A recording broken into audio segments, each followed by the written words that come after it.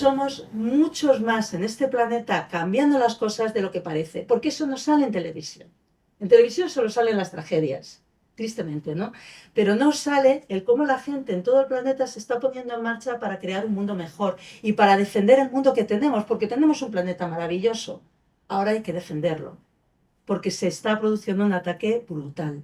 La transición ecosocial es un paso totalmente necesario en el que tenemos que involucrarnos toda la ciudadanía para cambiar la sociedad en que vivimos y llevar a nuestras sociedades hacia un mundo en el que se ponga la solidaridad y la vida encima de la mesa, que lo que más importe sea el cuidado de las personas, el cuidado de las relaciones, el cuidado del medio ambiente, el cuidado de las cosas que consumimos, el cuidado de absolutamente todo en nuestras vidas. En eso consiste una transformación ecosocial desde nuestras casas, desde la educación, nuestros puestos de trabajo, una revolución. Y piensa que si hay algo que tú tienes ahora mismo puede hacer daño a tu hijo o a tu nieto o le va a impedir tener una vida sana, entonces no es bueno.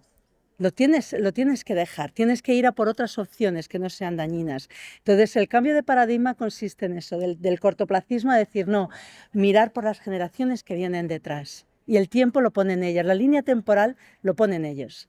Exige a los representantes políticos que tienen que colaborar en este cambio de paradigma y que fomenten todas las prácticas que sean por el bien común y por el futuro del planeta, de la vida en el planeta.